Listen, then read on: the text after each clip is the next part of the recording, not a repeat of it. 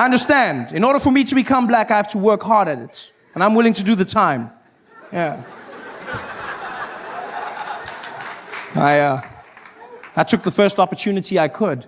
Bought myself a plane ticket from South Africa, and I said, I'm going out to America. I'm going there, and I'm going to be black. And I got on that plane. It was an 18-hour flight, 18 hours of non-stop flying. And I sat there in my chair, and I spent every moment practicing being black, just practicing. I was like, I'm not going to mess up this black opportunity. I just sat there, just working through everything. I was watching every black movie and TV show, just going through it. Yeah. You know what I mean? Yeah. King Kong ain't got shit on me. Yeah. What you talking about, Willis? I was grinding it. You laugh, but 18 hours of flying, and I landed in JFK, and I was fluent in my black American. For shizzle my nizzle. I was walking around. I was so black, I was even laughing black. I was like, ha, ha, ha. Yeah. My man. Ha, ha. Should have seen me. It was like, oh, this you? That has to be the personification of cool, in my opinion. There's nothing cooler. Black Americans are so cool. They can make you feel good about yourself just by asking if you are you. You don't believe me? Get a black American man to come up to you and just be like, hey, yo, this you? Nah, this you? And you'll be like, I think it is.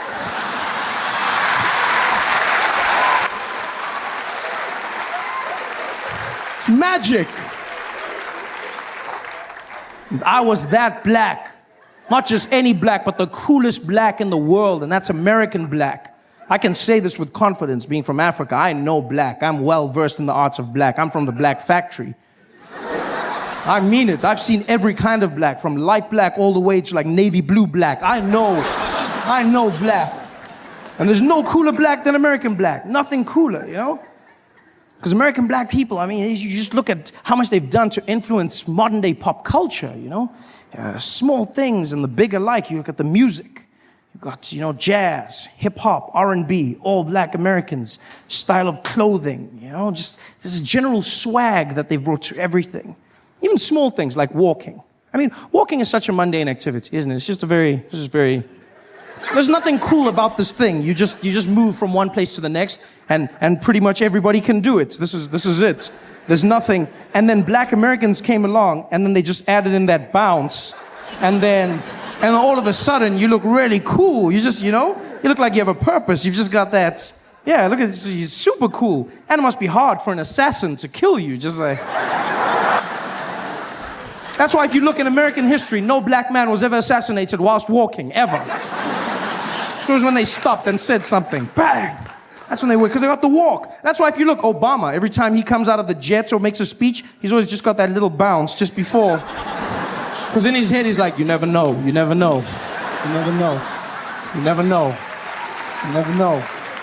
Got the walk.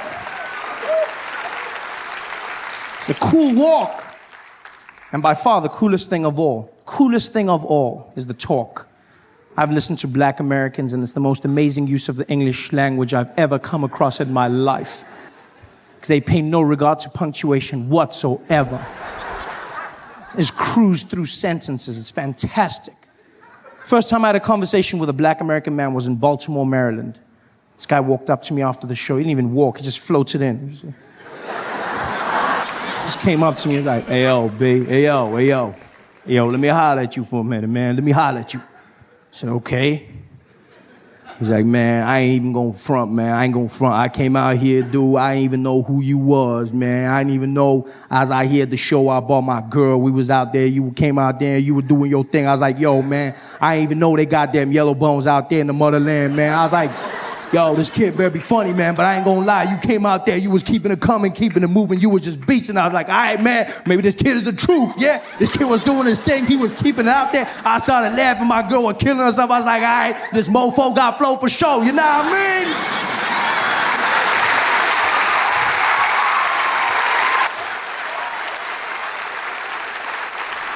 And I was like, no, I don't. But I love it. It's the most amazing use of English I've ever come across in my life. Just that one word alone. Just the strength of that. Nah mean. Do you know what I mean? You nah mean. It sums it all up, doesn't it? It's just, neither question nor statement. It's just, like, why have we been wasting our time with syllables for so long? I don't understand. It was a crazy day today, you know what I mean? Yo, that shit was crazy, you know what I mean? It just flows, it's magical. It says it all. I feel like I've wasted years of my life without nah mean. I wish I could go back in time and relive my favorite moments, watch my favorite movies again, seeing them bring to life. This is Sparta! Nah mean! Power. Just give it something, I want to take that word home with me, home to Africa. I hope and I pray that someday I have a daughter, just so I may name her Namin, No, because it sounds exotic and foreign. It has that thing to it. You'd be like, Trevor, who's that? Oh, this? Oh, it's my baby girl, Namin. It just has it, It's wonderful. Just go back. I bet even greats like Shakespeare would have loved to use that word. They say he invented more words than anyone, but not me. Oh, I bet he's in his grave going, I wish I had. You can see it on one of those great plays on the stages of Manchester and London. Theatre actors just walking out there with their big collars. Ah, yes, Prometheus, and hither doth he come. I am the son of a humble thespian. Nah, mean. That's the magic. That's what I was, man. I was that black. You should have seen me. Just walking around the airport, shouting random things. Brooklyn! I didn't even know where that was. I was super black. Till some guy came up to me and he was like, Oye, papi! Ya llegamos, Pecado conocemos! I said, what? He's like, yo, man, we made it, man, we made it. And now that we're here, our kind, we got to stick together, man.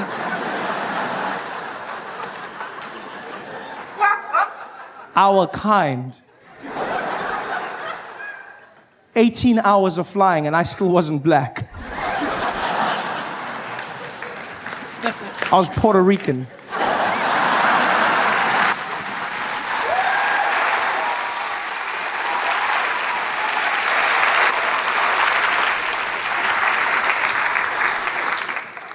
My dreams were dashed. And I thought it was a once-off, but it's not, Go around on the East Coast, places like Miami. Oh, that's the worst for me. Walk around the streets of Miami and I see people look exactly like me and, they see me, I see them. We give each other that look of home, like. Guys come up to me, they're like, hey, ¿qué pasó? ¿Qué para conocerlos? I'm like, whoa. Yo, I don't speak Spanish, man. Guy was like, what? You don't speak Spanish? I said, no, I don't. He's like, you should be ashamed of yourself. I said, no, I shouldn't be ashamed. It's not my culture. I'm actually South African. He's like, South African? Like you were born there? So yeah, my whole life. He's like, Africa? So yeah, he's like, Africa? I said, no, the one next to it. Yes, Africa. He's like, oh man, you don't look like you're from Africa, man. So what the hell is that supposed to mean? He's like, I don't know. You look like you grew up in the shade, man.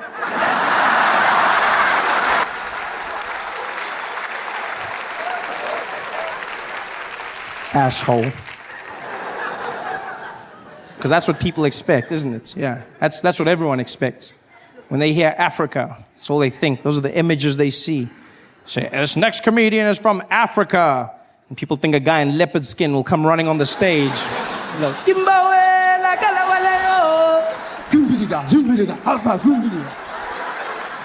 me tell you monkey jokes.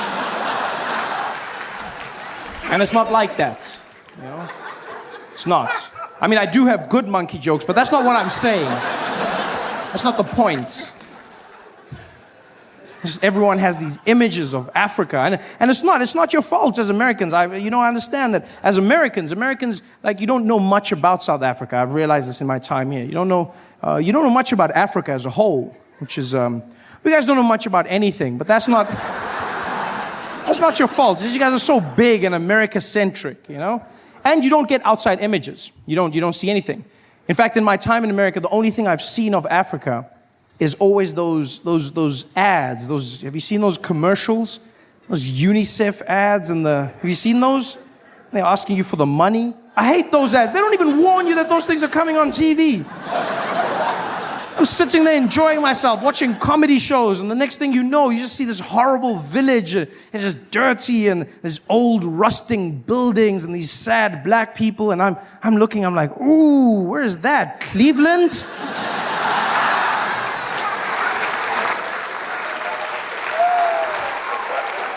And then a thing comes up, and it's like, Africa.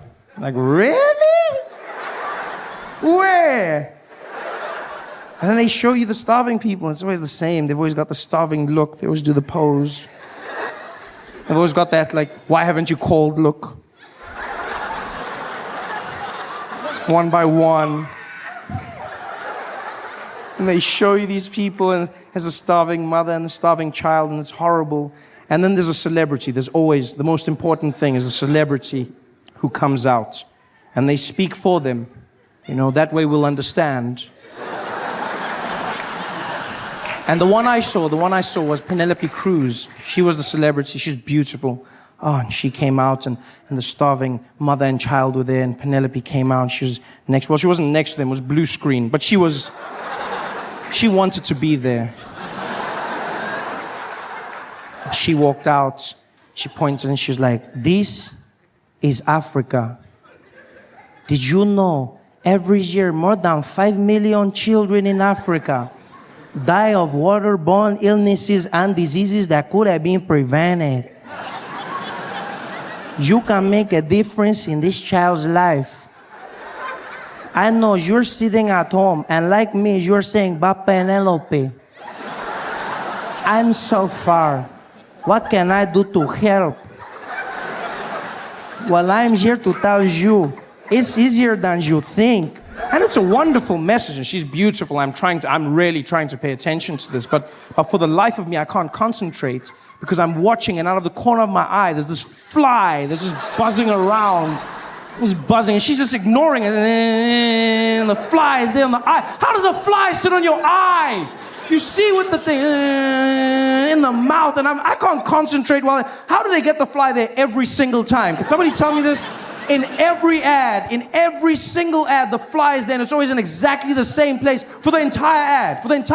I can't get a fly to sit still in my kitchen for 4 seconds, and I sneak up really slowly, but they can get the fly to sit there every single time they film. I'm starting to think it's like a trick fly. It's a Hollywood fly, isn't it? One of those trained creatures from Disney. I know what those guys are capable of. I've seen Lassie. A trained fly. They probably got the fly on lockdown. They're ready. They get everybody together. They got the starving people. They're like, okay, we're ready to shoot. Where's the fly? Here, sir. Here, sir. Come on, boy. Get it. And stay. Action. Did you know every year more than 5 million children are starving?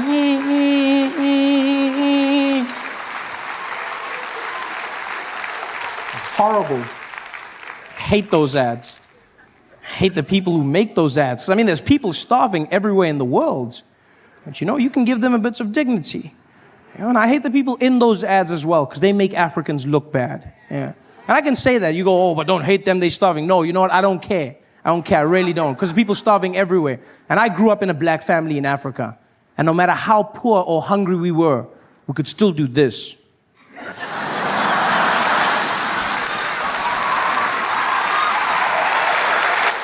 I was in New York, right? Whole lot of performances. And then one day, in the middle of a show, my voice disappeared. Out of nowhere. I was talking, and then ESCOM.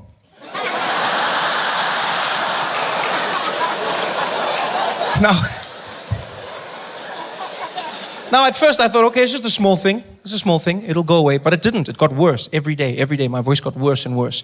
Finally, I ended in New York. I was coming back to South Africa through London. So while I was in London, I met a doctor there. Horrible doctor. Because his advice was, maybe you should just keep quiet, Trevor. Yeah?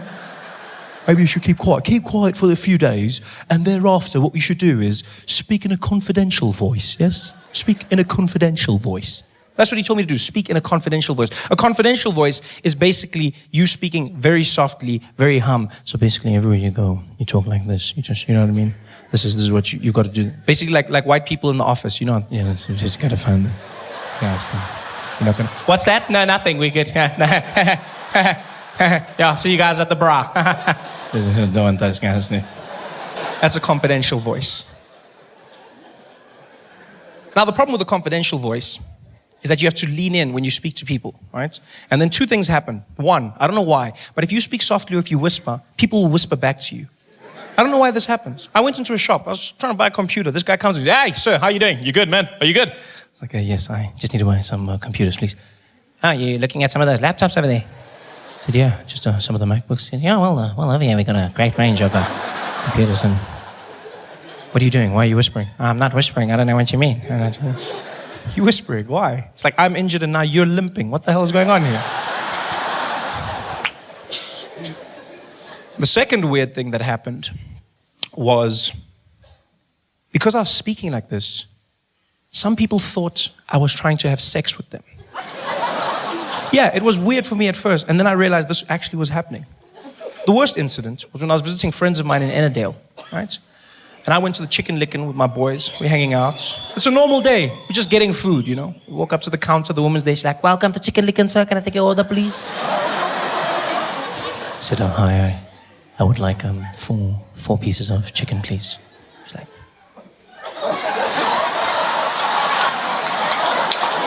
you want some chicken?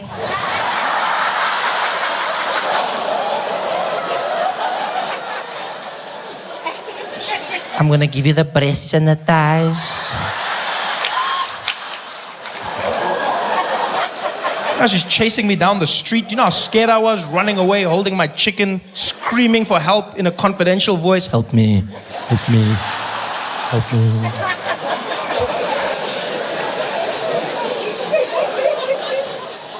So this clearly didn't help. I come back to South Africa and I meet a doctor here, a voice doctor, who happens to be one of the best in the world. And he does an exam on my voice, finds exactly what I have, hemorrhagic polyp, and he says we have to go in for surgery, which stresses me out. I go, what? We've got to go in for the surgery? He says, yeah, Trevor, that's not helping, just stop doing that. What do you mean? The doctor says, I don't want to have sex with you, so please stop doing that. We're going in for surgery. Surgery. You know, surgery? How scared I was now? Surgery. Was stress. The worst thing about the surgery was the process around the surgery. I wasn't allowed to speak for the week before the surgery.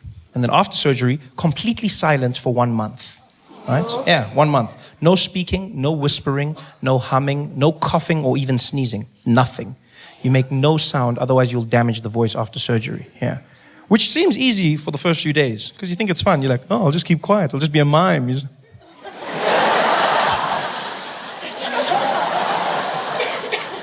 Then it gets boring, and then it gets difficult. Because then you start meeting people that know you and they want to have conversations. Fans in the streets, friendly people, you know. White people were the best to meet, I won't lie. Because white people are just like, they're impatient. I like that, you know. Yeah, white people have no time for anything. I've seen this. White people don't like to wait. They're always in a hurry, always something to do. They just come up to me, they're like, hey, Trevor Noah, right? The comedian. Oh, what, you're not talking? Oh, no voice. All right, cheers, bye. Gone. Out of my life, no stress. I loved it. It's great for me. Not so great for white people, though. That's why they pay so much in traffic fines. Yes. No, it's true. If you guys were just more patient, you wouldn't pay half as much, eh? Yeah. Because black people hardly pay anything. Hardly anything at all. Black people get to the traffic thing. You just relax the situation. That's what you do. You just relax everything. You just get there. You know, guy will come to your window. Baba, outkogang seat belt. And you're like, seat belt. Yeah, no seat belt. Hey, seat belt. Yeah, let's license one. License. Hey, ndoda, let's license wena. Bet you license. Seat belt, license. Bet you license, seat belt. Hey, wena. Bet you license. Ish, hamba, hamba. Just relax it. I've seen white people at roadblocks. They have no patience. They get angrier at the metro cop. They get so angry. It's like he did something wrong. You see them. They get stopped there. So they say, hey, you were speeding. Oh, bloody hell, man. You guys are everywhere. Nobody can drive anymore in this place, man. Yes, like you guys, every bush. I don't know if it's a bush or a metro cop. What the hell is going on here, man? Yes, like you guys, bloody hell. They should start calling you the flora and fauna police, man. What the hell? Guys in the bloody boat. What are you going to do? Are you going to give me a ticket or something? No, I was just saying, yeah, bloody hell. I mean, just give me the bloody ticket. Just give it to, okay, you want the ticket? I'll give you a ticket now. Give me the damn ticket. Yeah, just give me the bloody ticket. Yeah, I've got to, and your indicator's not working. 5,000. Just bring it down. Just relax. Just be a bit patient. White people have no patience. None. The complete opposite end of the spectrum. And the people I dreaded meeting when I had no voice was Indians. No. Indians are the worst human beings you will ever meet if you are trying to have short conversations. Because I don't know what it is about Indians, but they're the most inquisitive people you will ever come across in your life. Question after question after question after. It's just like a thing in their culture. They've just got to ask questions. Questions. That's why there's no Indian GPS. You wouldn't get anywhere. You would not get anywhere. You'd be fighting with your car. Take me to Woolworths, please. Why you want to go to Woolworths here, boss? Just take me to Woolworths, damn it. Questions and questions.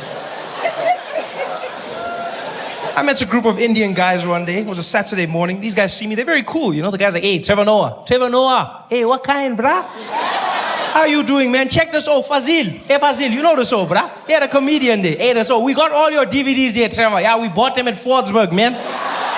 Hey, man. Hey, bruh, you tops, man. You tops, bruh. Hey, you killing the charos there, man. Killing us there, bruh. When you doing another show, man? What? You're not talking now? You lost your voice. What happened?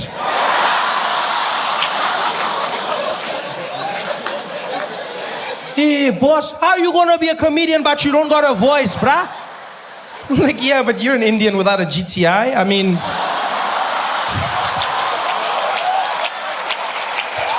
No, but I didn't say that. I didn't say that. Because I couldn't speak, so I thought it. But that guy had me worried, though. How was I going to be a comedian without a voice? You need the voice to do comedy. No voice, no comedy, nothing I can do.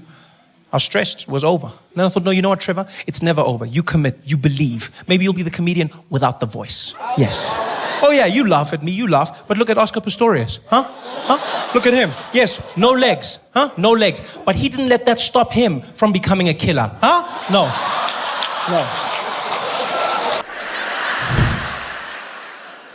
Any thoughts on Jon Stewart coming back to that's the greatest thing ever. Are you kidding me? It's like that's like one of the wild, I remember talking to friends about this. I was like, I wonder if John would ever, and it's like, yeah, but you know, John was, and he was like gone for so long. And I was like, will Jon Stewart come back? And then when they said it, I was like, of course. And in the election, you know what it's like? It's like, I love Marvel movies. Like, well, not the new ones, but like there was a bunch, when they were still like really good. You know what I mean?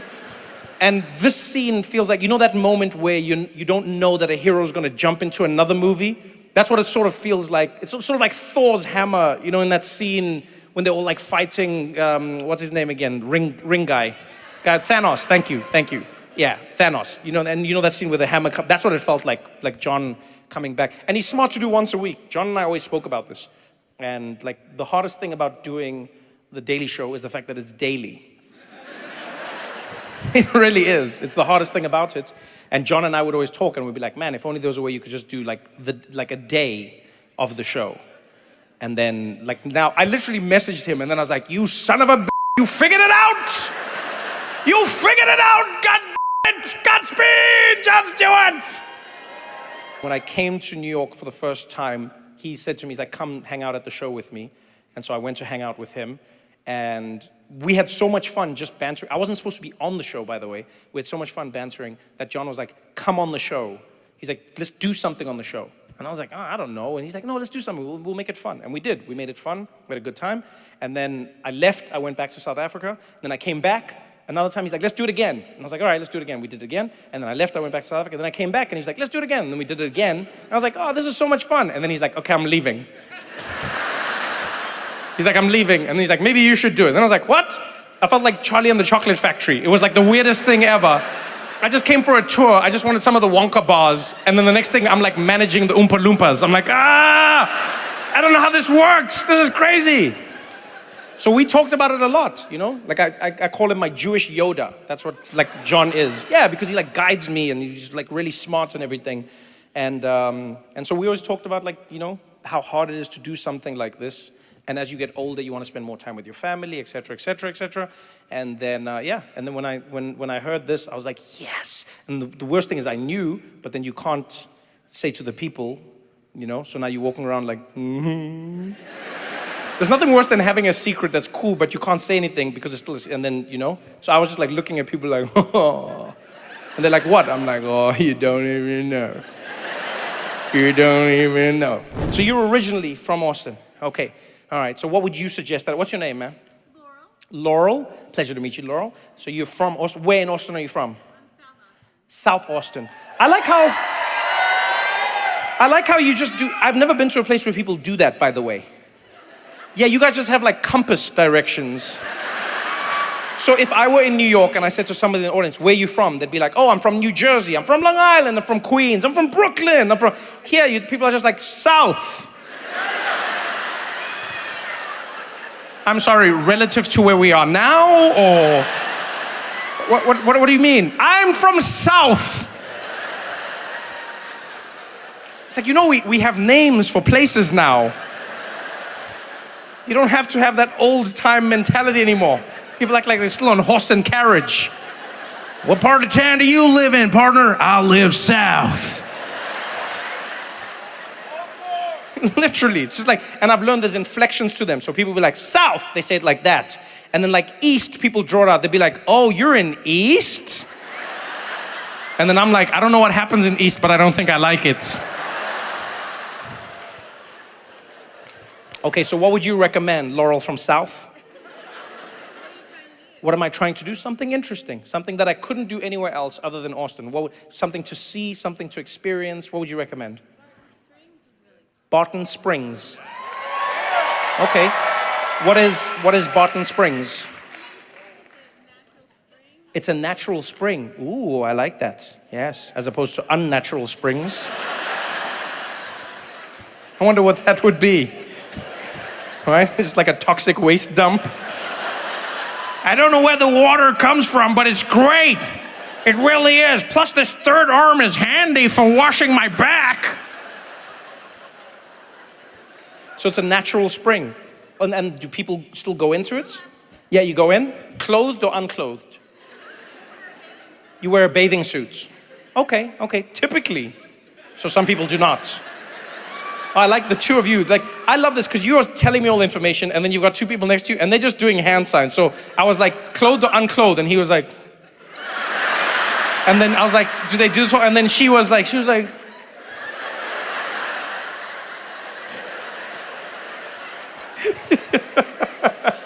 okay. Okay, so it depends on, all right. Does it depend on the day? Are there like more nude people on certain days, or? It just depends on me, like me as Trevor, like if I'm there, then it changes? Oh, just as a person. Oh, I thought you were like, Trevor, you have the power. Oh, that would have been exciting. I would have been there tomorrow like, hey, take that off. Laurel says so. Okay, I'm gonna Barton Springs. I will do that. Is it open every day? Do you pay to go into it, or is it just like a, you do, you pay, and then if I say I'm from Austin, I'll get in cheaper. Okay. I like how confident you just said that. So you're like, just say you're from Austin, get in cheaper.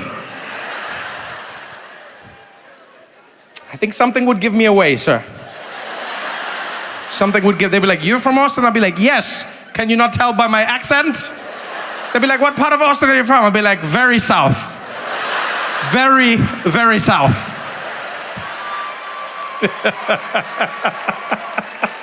Oh, that's fun.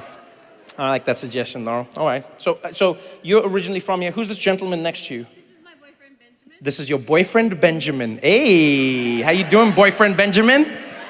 You doing good? Yeah. How long have you two been together? About 9 years. Ooh, I like that. You still got like that cozy thing. You've got your bodies mirroring each other. You both got your legs at the same angle, smiling, having fun. Oh, this is good. This is good. Where are you from originally, Benjamin? Kingsville, Texas. Kingsville, Texas. Oh, you got a fan. One fan. Why did you want to live in Austin, Texas? What was it about Austin, Texas that Kingsville didn't give you? Every thing.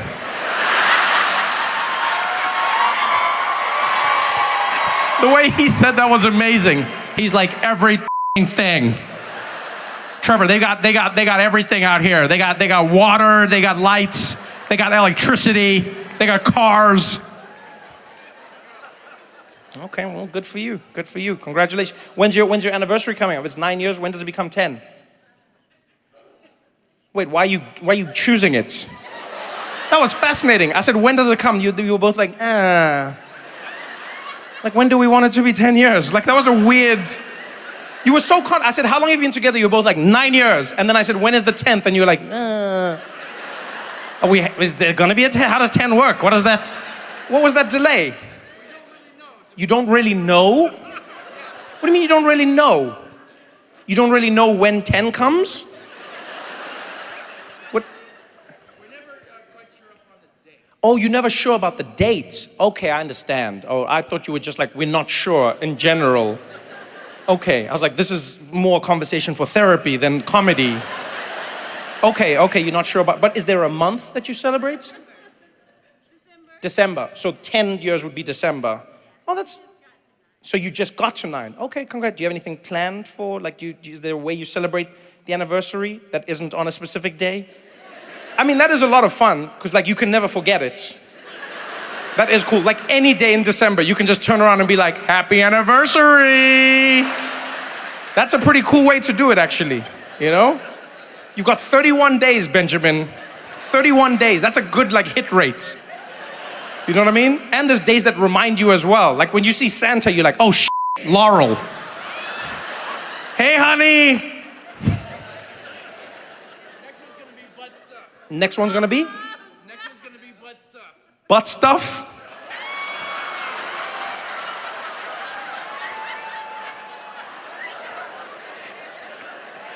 Oh, man. I love how you said that with the biggest grin on your face.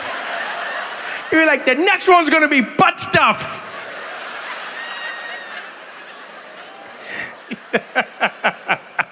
Butt stuff. Oh, that's cool, Benjamin. I like how excited you are for that, Benjamin. You really are. So Laurel's just gonna be there butt stuffing you. Be like...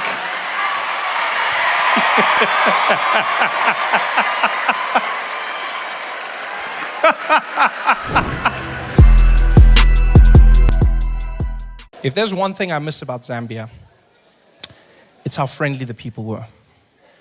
Standard. Everywhere you went, people had a smile on their face. People were willing to talk to you. Just had this vibe to them, you know? It's something I feel like we've lost in South Africa. As part of our culture, we used to be a friendly nation.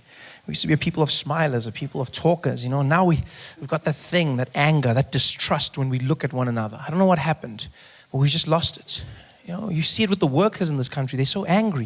You see how angry they are? All the workers. All of them on strike. You know, we've had over 99 strikes in this country this year alone. 99 strikes, costing us billions. All different sectors. National mine workers, union of metal workers, petrol attendants. Yeah, petrol attendants. They threatened to burn the petrol stations down. We'll burn them to the ground with our petrol bombs. We just need someone to pour petrol for us because we're on strike. Murphy's Law, eh? Everyone was on strike. But there's one strike in particular that got to me. City Power. You see that? The illegal strike of City Power that left thousands of households in Johannesburg without electricity. One household in particular got to me. The house of Nelson Mandela.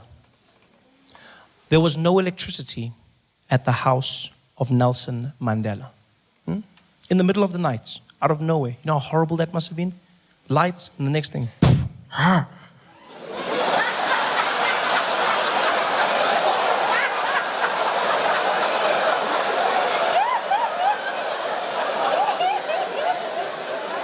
Nelson Mandela doesn't need electricity for his big screen TV, people.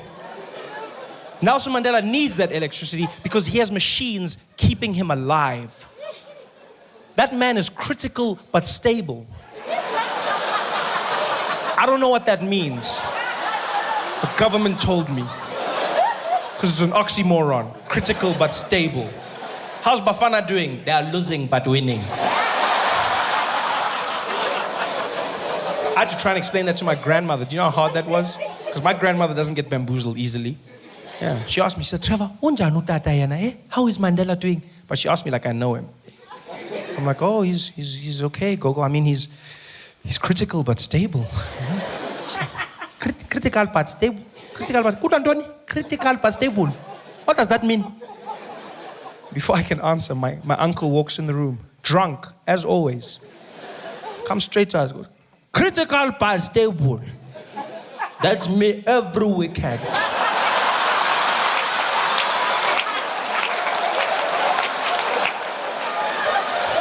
Who is this man? But no electricity at the house of Nelson Mandela, guys. And you know what's sad? Is this is the second time we've let him down. Second time. The first time was with the ambulance. Do you remember this? Yeah. Nelson Mandela got a lung infection. Needed to go to hospital.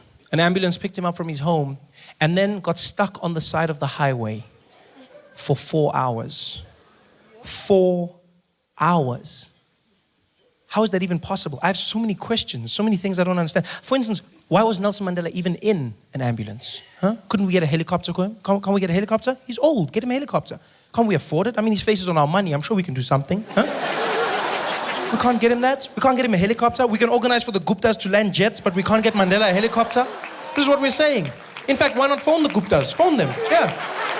Phone them. I'm sure they'd be there in a second. They'd be like, hey, Atil, can you come and fetch this guy? Yeah, I'll be there with his Gupta swag. That's not the airplane, that's the sound he makes when he walks around. And then Jacob Zuma rides on his back. Basta, basta. Huh? This is us, guys. Nelson Mandela. Second question I have. Why was there only one ambulance? No backup ambulance? No support cars? Nothing? Ministers in parliament have 4 to 7 cars with them everywhere they go. They've got a little blue light brigade, causing chaos on the roads. Multiple people have been killed by them, crashing into cars, because they're always in a hurry, always in a hurry, always in a hurry. Why are you in a hurry? And why do you have bodyguards? I don't understand. I mean, some people, yes. President, give him bodyguards. Yeah, fine. Minister of Finance, it's our money. Bodyguards, bodyguards. Yeah. But there's some ministers where we're just wasting money now. Huh? Minister of Agriculture. Why are you even in a hurry? No, you've got the slowest portfolio. Where are you going? Nothing happens in agriculture in a hurry. Nothing. There's no drought starting at 4. Why are you in a hurry? Eh? And why do you have bodyguards? Who's trying to kill you? The cabbage mafia? Eh? No, guys. Just sit in the traffic and shut up. Stop wasting our money. Give Nelson Mandela that motorcade. That's what he needs. Stuck for 4 hours, people. You know how terrifying that must have been for the ambulance driver? He knows who's in the back. You wouldn't want Nelson Mandela dying on your watch. He's there panicking hour after hour, nobody coming to help. Finally tried to do something himself. I'm sure he just got up there. He was like, Tata, Tata, Tata. Mandela's there like, Saint Peter, is that you? Just, no, Tata, it's me, it's Piwe. Oh, that's BEE in heaven. Eh? No, Tata, no. We're still here, we're in the ambulance, Tata. The ambulance is stuck. Damn it. Oh, so are they sending another one? Hey, that's the thing, Tata, we've been here for hours. Nothing has happened, eh? So I was thinking maybe we should hitchhike. Huh? Man, you are killing me, man. Tata, what can we do? Okay. Help me up. They get up. There they are on the side of the highway. Nelson Mandela and Piwe trying to get a lift from people. Spewer's on one side panicking. Mandela's on the other side hitchhiking.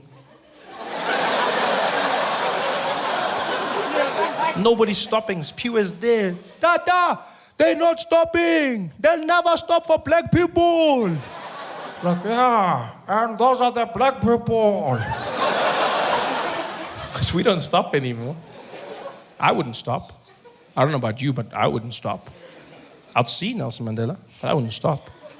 No, because for the life of me, I would not begin to believe that the man standing on the side of the road hitchhiking is Nelson Mandela. I'd see him. I'd be driving past. I'd be like, hey, that guy looks like Nelson Mandela. Look, guys, look, that guy looks exactly like Nelson Mandela. Yo, it looks like him, man. Looks like, but I wouldn't stop. Yeah. Not because of time. I'd even have time. I'd have time to make a U-turn, in fact. I'd make a U-turn. I'd go back around. You got to see him. You got to look at him. He's amazing. He looks exactly like Nelson Mandela. You're going to see him, man. You're going to see him. We'd drive past there slowly. Look at him. Yo, he looks exactly like Nelson Mandela. And that guy's even got the face, he's got the hair, he's even got the shirt, like Nelson Mandela. I wouldn't stop. I'd even go home and fetch family before I stop. I'd be there, Mom, come, get in. Isaac, come. Oh, we're going to get a PlayStation. No PlayStation for you. Shut up, get in the car. We're going to fetch Nelson Mandela. Bloody hell, we'd be driving around there. I'd be like, everyone, you must look at him. You must go to slow down. I'm going to slow down. I'm going to look at it. We'd slow right down, roll down the windows. Hello? I'd be like, players, he even sounds like Nelson Mandela. But I wouldn't stop. Nobody stops. Culture of distrust. Back in the day, people used to hitchhike in South Africa. Yeah. I remember people used to hitchhike from Durban to Johannesburg. They'd be there on the side of the road. Yeah, people picking them up. Now, nobody.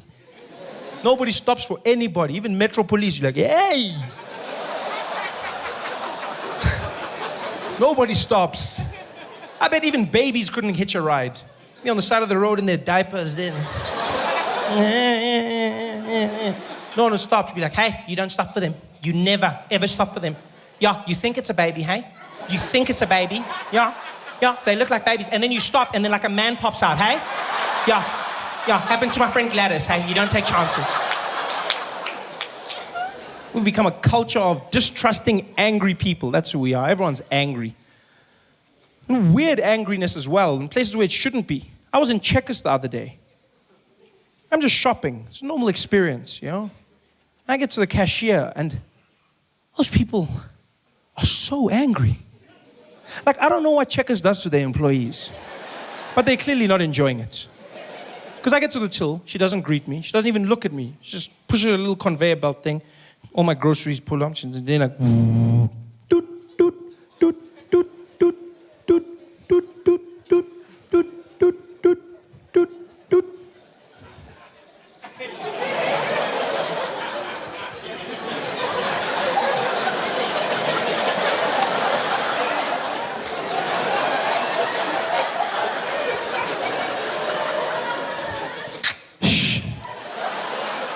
They look at you like your dad invented the barcode.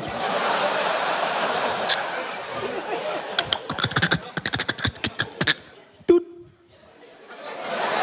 Doot, doot, doot, doot, doot, doot, doot, doot, doot, doot, doot, doot, doot, doot. Then they look at you and ask you that question like you kill baby panda bears for a living. Plastic. No, bye. Thank you. No, I'll just, no. Thank you. They're so angry. And they look angry because they've drawn their eyebrows on. And that permanent scowl. I don't understand that trend in fashion, to be honest with you. Why would you shave your eyebrows off and then draw them back on where they were?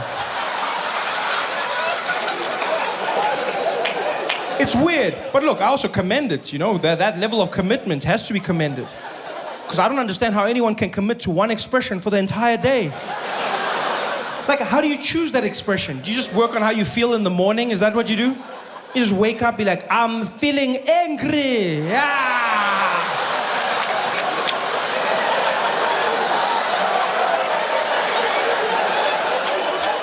What if something good happens? Something good. You can't even, you'd be like, yeah, Tembi, you won the lotto. Yeah. You don't look happy. I just can't show it. I'll draw it tomorrow. Why would you? So angry. We become angrier and angrier. Almost more focused on the negative aspects of race. We used to be the rainbow nation. Now the colors are going their separate ways.